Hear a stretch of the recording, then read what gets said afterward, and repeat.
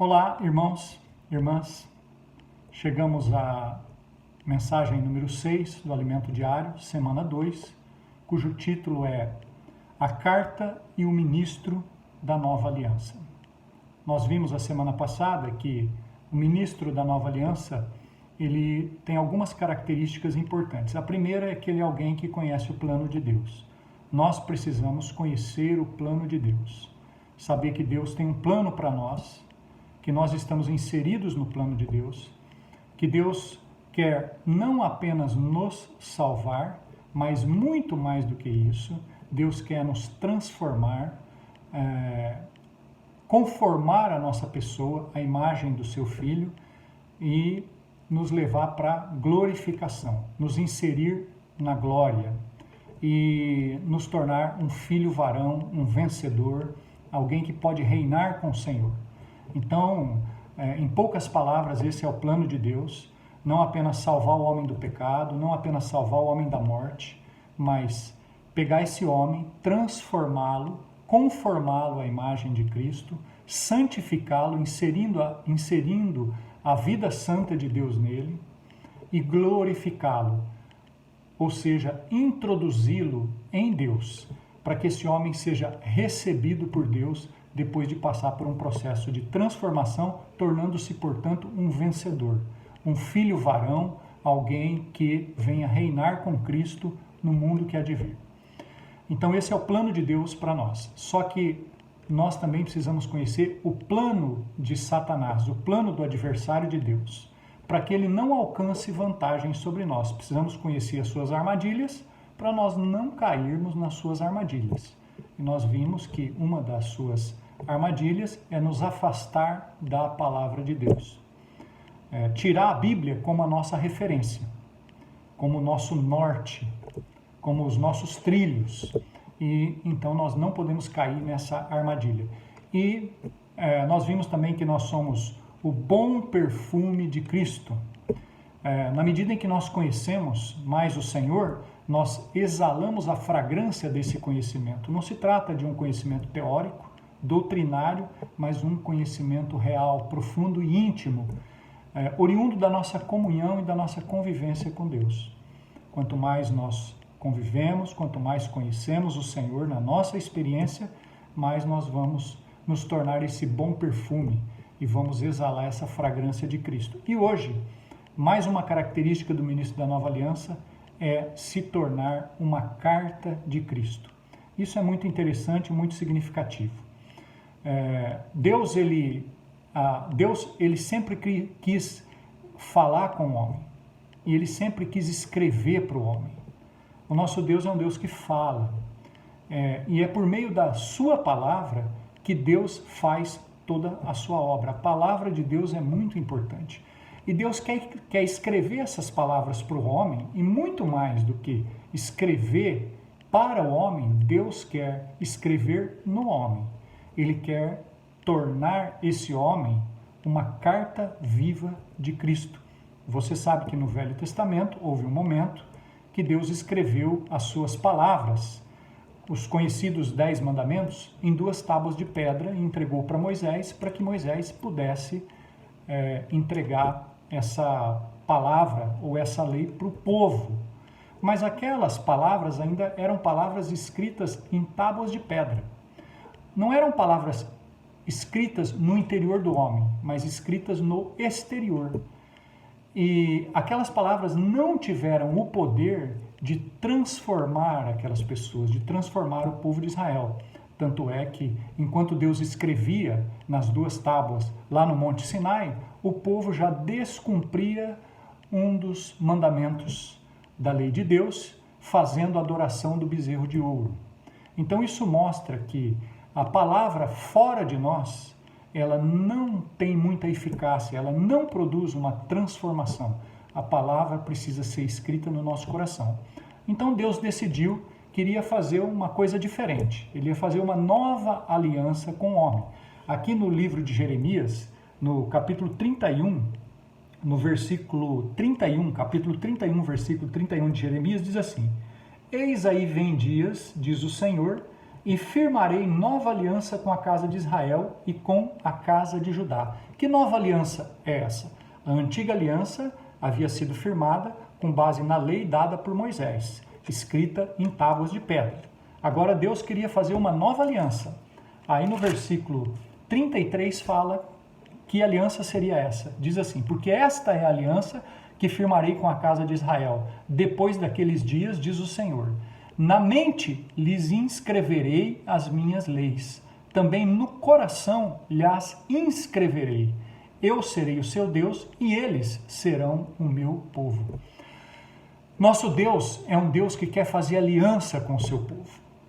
E essa nova aliança não era mais mandamentos escritos em tábuas feitas de pedra. Não era mais, Deus não queria mais escrever exteriormente para o homem. Deus queria escrever no coração do homem.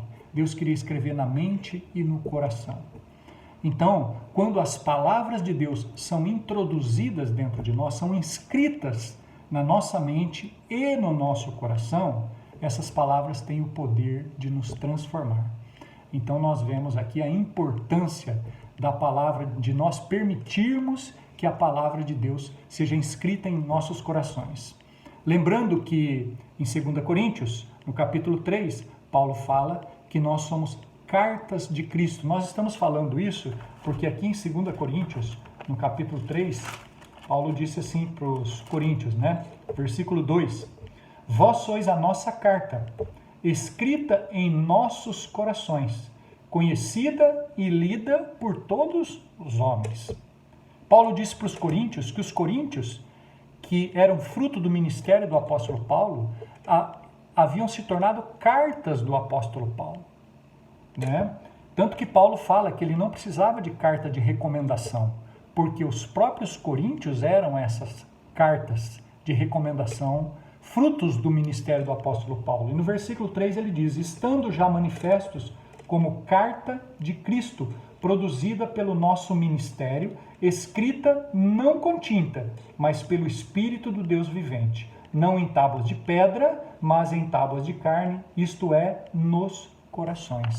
Então, na nova aliança, no Novo Testamento, Deus não quer mais escrever fora do homem. Deus quer escrever nos nossos corações, para que nós sejamos verdadeiras cartas vivas de Cristo, conhecidas e lidas por todos os homens. Isso significa que as pessoas precisam ler a mensagem de Cristo em mim e em você. Nós precisamos ser essas cartas vivas, esses mensageiros de Deus. Que Deus, quando Deus quer mandar alguma mensagem para alguma pessoa, quer mandar alguma mensagem para o homem, que Ele possa usar a mim e a você como uma carta viva, que Ele possa escrever em nós suas palavras, inscrever nos nossos corações as suas palavras e que as pessoas possam conhecer e possam ler Cristo em nós. Só que aí tem uma coisa muito importante. Quando você vai escrever alguma coisa, você não usa um papel sujo, uma folha suja, uma folha rabiscada. Você usa sempre um papel limpo. Você não vai mandar uma carta num papel sujo ou todo escrito já. Então, para que Deus possa escrever em nós, nos tornar suas cartas vivas, nós também precisamos passar por um processo de purificação. Eu queria ler Ezequiel, muito importante, Ezequiel, capítulo 11. Diz assim, versículo 17. Dize ainda: assim diz o Senhor Deus, hei de ajuntá-los, Deus está falando essa palavra para o povo de Israel, hei de ajuntá-los do meio dos povos, e os recolherei das terras para onde foram lançados, e lhes darei a terra de Israel. Primeira coisa, para que Deus possa escrever em nós as suas palavras, Ele precisa nos ajuntar, Ele precisa nos separar. Nós precisamos ser separados de tudo aquilo que é comum, porque senão, se nós ficarmos misturados com tudo que é comum, tudo que é pecaminoso, tudo que é ilícito, tudo que é indevido, Deus não consegue escrever em nós. Então, primeiro ele fala, hei de ajuntá-los do meio dos povos. Depois no versículo 18, voltarão para ali e tirarão dela todos os seus ídolos detestáveis e todas as suas abominações. Se nós estivermos cheios de ídolos e de abominações, e aqui eu não me refiro só a ídolos, imagens, ídolos exteriores, mas sujeira interior. Deus, para poder escrever nos nossos corações, ele precisa também limpar o nosso coração. Nosso coração não pode ser uma folha suja, um papel sujo. Nosso coração precisa ser uma folha branca, um papel em branco, para que Deus possa escrever em nós e mandar suas mensagens, para as pessoas lerem Cristo em nós, lerem a mensagem de Cristo em nós. Por isso que aqui fala, né? Tirarão dela todos os seus ídolos detestáveis e todas as suas abominações. Então, meus irmãos, nós precisamos ver como é que está o nosso interior. Nós queremos ser essas cartas vivas de Cristo, que Cristo possa inscrever em nós suas palavras, só que ele também precisa fazer uma varredura, precisa fazer uma faxina no nosso viver. Então, é importante nós fazermos uma reflexão. Será que ainda tem ídolos na minha casa? Será que eu ainda tenho algum ídolo na minha casa? Será que ainda tem ídolos no meu coração? Tem algumas coisas que na minha vida que ainda tomam o lugar de Cristo ou que ainda concorre com Cristo na minha vida? Às vezes alguma coisa que eu aprecio muito, alguma coisa que eu não quero abrir mão daquilo. Talvez isso seja um ídolo. Coisas indevidas, coisas erradas, problemas mal resolvidos. Nós precisamos, então, aproveitar a oportunidade para permitir que Deus faça uma limpeza na nossa vida, né? Daí no versículo 19 diz: dar-lhes-ei um só coração, espírito novo porei dentro neles. Tirarei da sua carne o coração de pedra e lhes darei um coração de carne. Coração de pedra é um coração insensível. Muitas vezes nós somos insensíveis para a palavra de Deus. Às vezes nós somos emotivos para tantas coisas, mas quando diz respeito à palavra de Deus, a gente é duro. Então o Senhor também quer tirar esse coração de pedra e colocar em nós um coração de carne. Isto é, um coração sensível, um coração que reage às suas palavras, né? Outra passagem importante está em Ezequiel 36. Por que eu estou falando isso? Porque às vezes a gente fala: Senhor, escreve em mim as tuas palavras. O Senhor fala: eu quero escrever, mas eu preciso primeiro limpar você. Tem algumas coisas aí em você que eu não aprovo. Então, para que você se torne uma carta viva de Cristo, Cristo precisa nos limpar, né?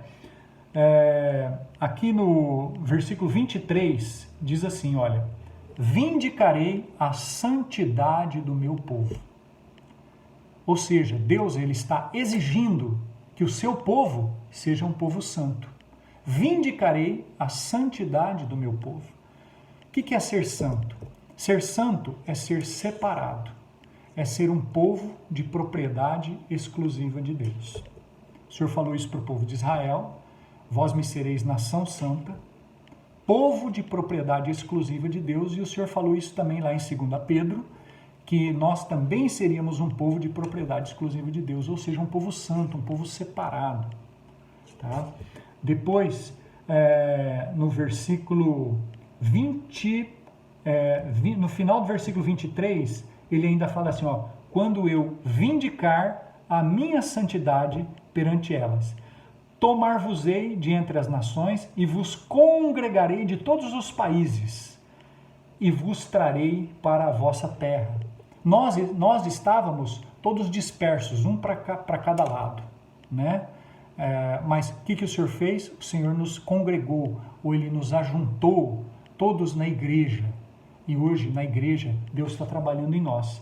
Aí, versículo 25, ainda de Ezequiel 36, diz: então aspergirei água pura sobre vós, e ficareis purificados de todas as vossas imundícias, e de todos os vossos ídolos vos purificarei. Então, Deus, Ele quer nos purificar de todas as nossas imundícias e de todos os nossos ídolos. Para isso, o Senhor iria aspergir água sobre nós. Entendeu, irmãos? Então, como povo de Deus, como ministros do Novo Testamento, como aqueles que são cartas vivas de Cristo, nós precisamos permitir que Deus nos purifique. de toda abominação, de todo ídolo, de todas as coisas erradas que tem no nosso interior, para que o Senhor possa, então, escrever em nós e Ele possa ser lido em nós. As pessoas possam ler Cristo em nós. Na semana passada nós falamos que nós somos o bom perfume de Cristo, a fragrância de Cristo.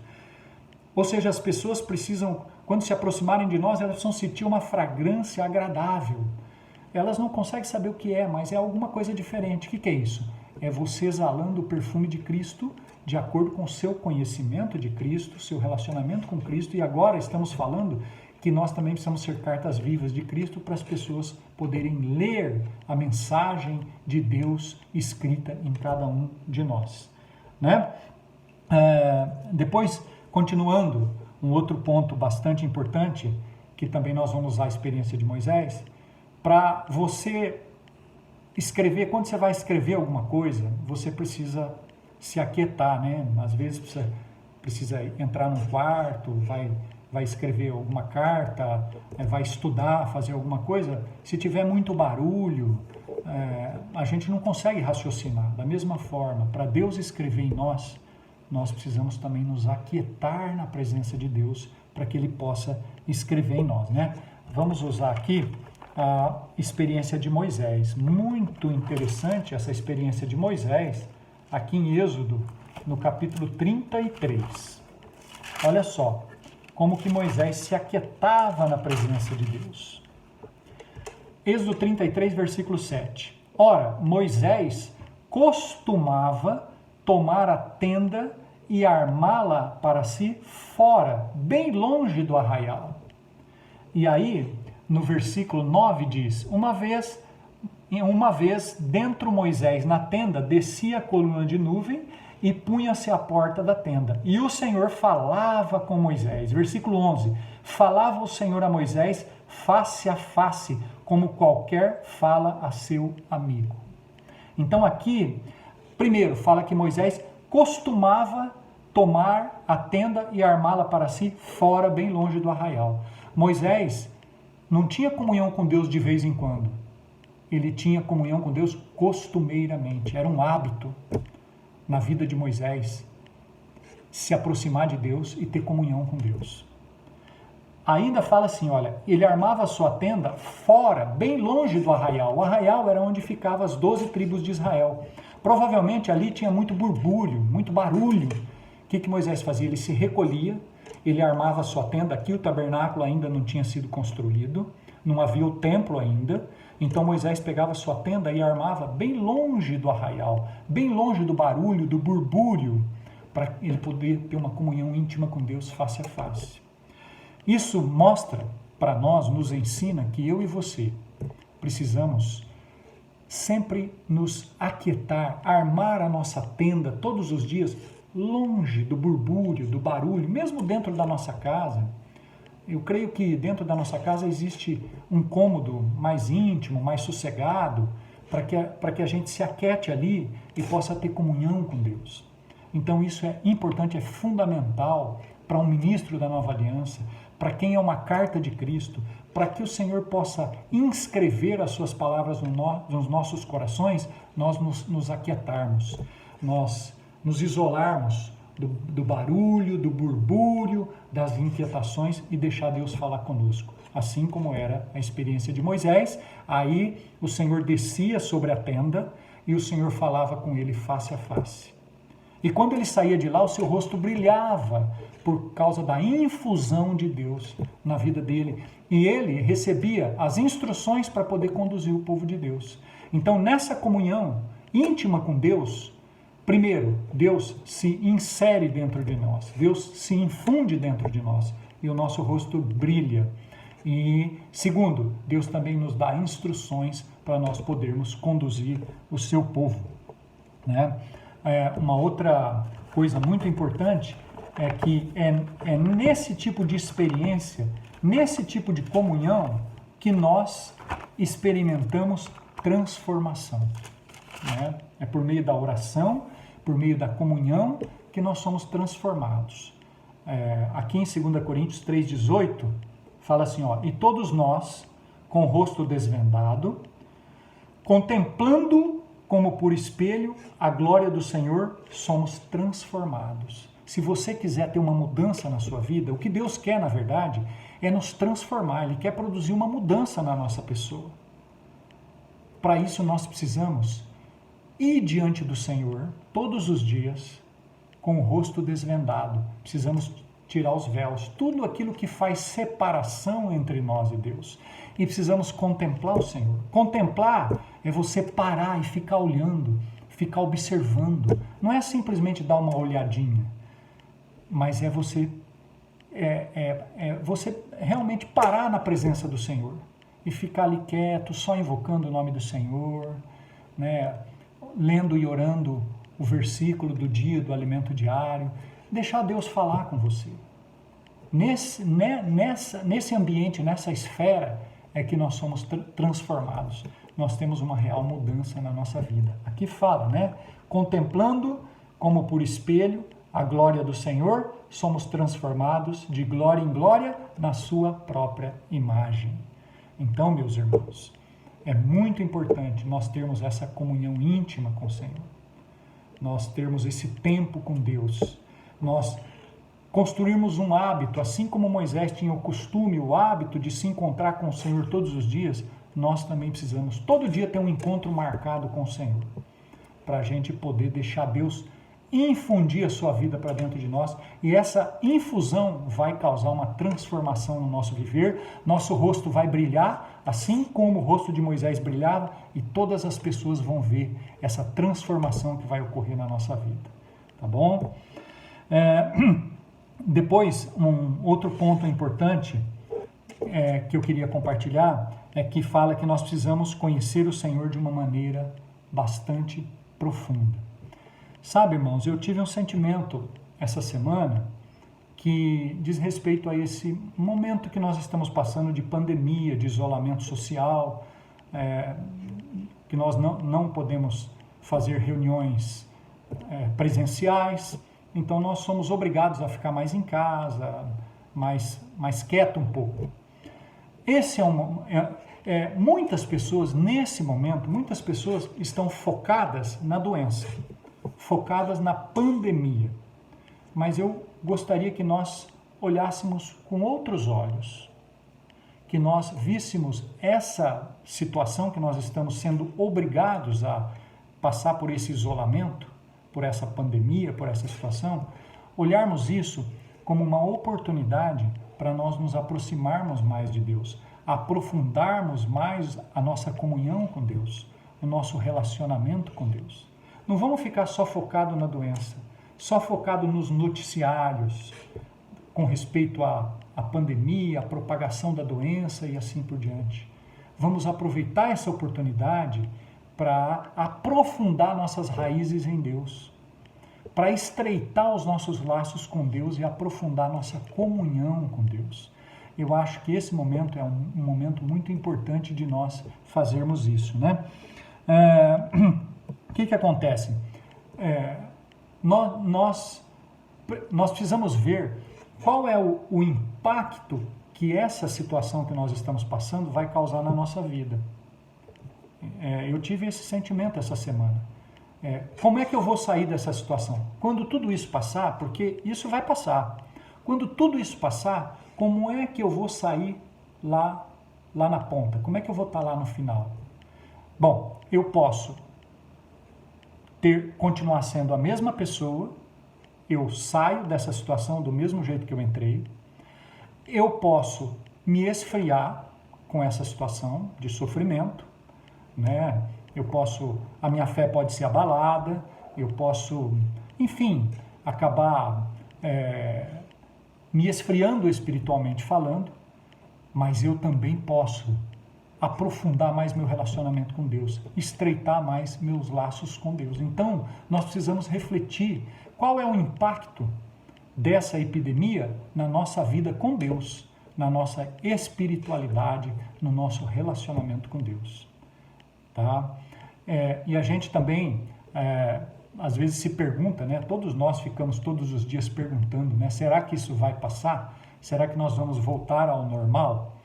Eu queria dizer para você o seguinte, que eu creio que tudo vai passar e que tudo vai voltar à normalidade outra vez. Só que eu não quero voltar ao normal. Entende o que eu quero dizer? Eu quero que essa situação produza uma mudança na minha vida. Primeiro, que me faça amar mais a Deus, amar mais a palavra de Deus, amar mais a igreja, amar mais os irmãos, as reuniões, dar mais valor nas reuniões. Então eu quero que essa situação toda mude, provoque uma mudança na minha pessoa.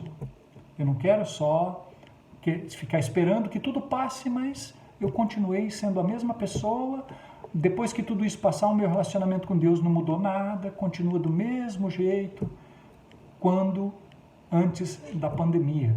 Então, irmãos, eu queria que nós refletíssemos, que cada um de nós fizéssemos uma reflexão e perguntasse para o Senhor: Senhor, o que o Senhor quer mudar na minha vida durante esses dias, durante esse sofrimento, essa restrição, essa preocupação e essa angústia que nós estamos passando? O que tem na minha vida que desagrada você, Senhor? Mostra para mim. Entendeu, irmãos? Eu acho que esse é o sentimento que nós devemos ter, né? Nós, ainda que tudo passe, ainda que tudo volte ao normal, mas que nós não sejamos mais os mesmos, que nós nos tornemos mais apegados, mais agarrados a Deus. E tem um versículo, né, e uma palavra que fala de oferta irremissível. É uma oferta que você não pode tomar de volta, que você faz e não pode tomar de volta. Então, que nessa situação, aquilo que nós ofertamos ao Senhor, do nosso coração, do nosso tempo, da nossa dedicação, que quando tudo isso passar, a gente não pegue de volta. Porque nós temos essa tendência, né? De no momento de sofrimento, a gente assume, se arrepende de um monte de coisas, faz uma reflexão, pede perdão para Deus e fala, agora eu vou mudar e tal. Depois que a situação volta ao normal, a gente devagarinho vai voltando a ser a mesma pessoa de antes. Que a nossa oferta não seja essa, mas seja uma oferta irremissível. Aquilo que eu ofertar para o Senhor agora, aquilo que eu me comprometer com o Senhor agora, aquilo que Deus me iluminar e eu me arrepender agora, que depois que tudo isso passar, eu não tome de volta para mim. Então isso é muito importante, né? Foi um sentimento que Deus me deu nessa situação que nós estamos passando, né? E mais um ponto que eu queria concluir aqui, falando também da experiência de Moisés, lá em Êxodo 33.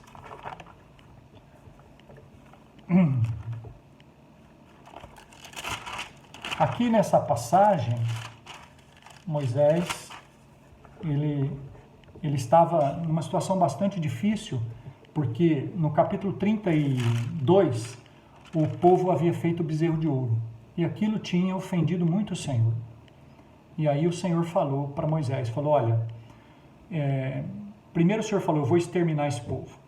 Aí Moisés falou, não, Senhor, é o teu povo, não faz isso. O Senhor falou, não, então, tá bom, então eu prometi levar o povo para boa terra, eu vou cumprir minha promessa e eu vou levar, mas eu não vou mais junto com o povo, eu vou mandar um anjo. Aí Moisés ficou preocupado com aquilo, falou, não, se o Senhor não for conosco, nós não iremos, né?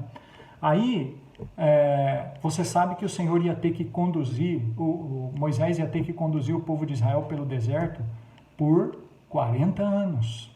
40 anos. E não era uma situação fácil você conduzir mais de 2 milhões de pessoas durante 40 anos no deserto, com criações, animais e assim por diante. Aí Moisés exigiu que a presença do Senhor estivesse com ele, né? Daí no versículo 14, Êxodo 33, 14, o Senhor falou assim para Moisés, a minha presença irá contigo e eu te darei descanso. Então, irmãos, hoje nós estamos passando por uma pandemia, né? Por uma situação inusitada que nós nunca passamos antes. Eu queria dizer para você que o Senhor está falando para você que a presença dele irá com você. Nós precisamos aplicar esse versículo, porque a situação de Moisés também não era fácil, não era uma pandemia, mas era uma situação difícil de conduzir um povo por 40 anos até o destino final. Então, da mesma forma hoje, que nós estamos também vivendo essa situação que nunca vivemos antes, que nós possamos se lembrar dessas palavras do Senhor. A minha presença irá contigo e eu te darei descanso. Irmãos, nós precisamos crer nessa palavra. Que nessa situação que nós estamos passando, a presença do Senhor está conosco. E o Senhor vai nos dar descanso, tem nos dado descanso, e nós precisamos aprender a descansar na presença do Senhor. Né? Você não sabe como vai ser o dia de amanhã, também não sabemos quando tudo isso vai passar. Mas se nós tivermos a presença do Senhor conosco, isso nos basta. Nós descansaremos. Se a presença do Senhor estiver conosco, estiver com você, comigo, podemos ficar tranquilos que o Senhor vai cuidar de nós.